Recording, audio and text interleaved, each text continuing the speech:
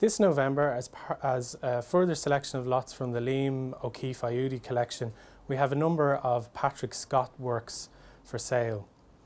Patrick Scott was born in Kilbrittain in County Cork in 1921. Like his contemporary Louis Le Brocq, Scott is largely self-taught. In fact, he entered UCD in 1941 to study architecture. During his time in college, however, he took part in a number of group exhibitions with the White Stag group and had a solo show in the White Stag Gallery in 1943. He also took part in the exhibition of living Irish artists in the same year. Scott spent 15 years after he graduated from college in 1945 working with the architect Michael Scott. He assisted in the design of the Busaras bus station in Dublin, and he's also responsible for the iconic orange and black intercity railway trains that were used during the 80s.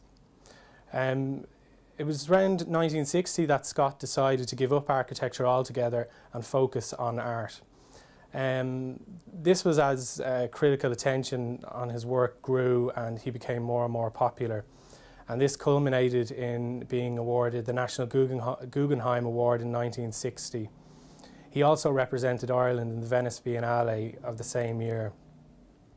In 2007, Scott was awarded the Gold Torque by President McAleese and was given the title of C of Ace Dána. There are only 7 living members permitted to have this title in Ace Dána at any one time.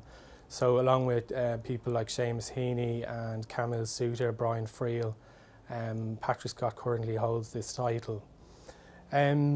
Scott's work itself, we can see that the main characteristics or signature style and application of paint that Scott uses is this lovely tempera, which he uses and soaks into wet, raw, unprimed canvas. And we can see that this gives this beautifully muted colours most of the time, particularly if we look at this work here, where some of the design on the canvas is almost disappears in patches, and it's quite subtle and muted.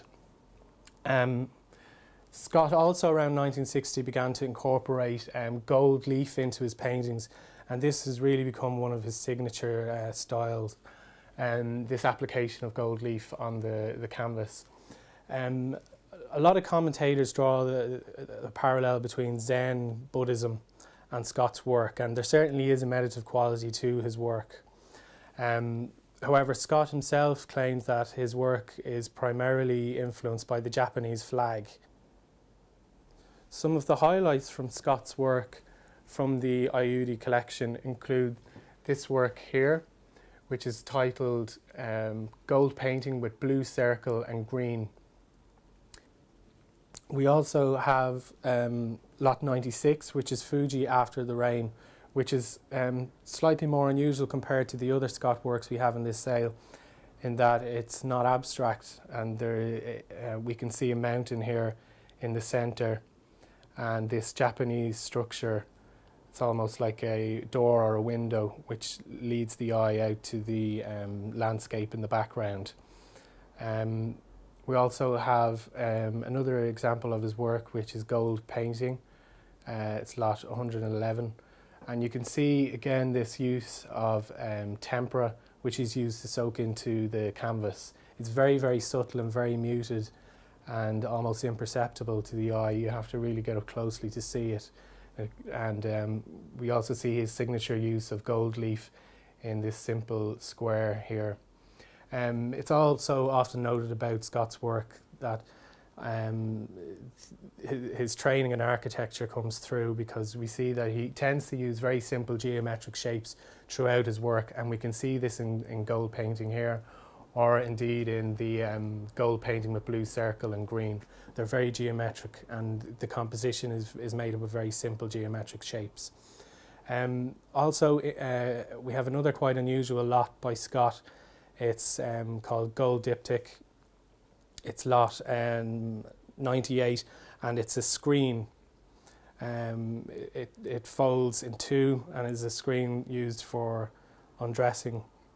And he exhibited this in the Rosk exhibition in 1980. So that's quite an unusual piece and not something you see come up at auction too often.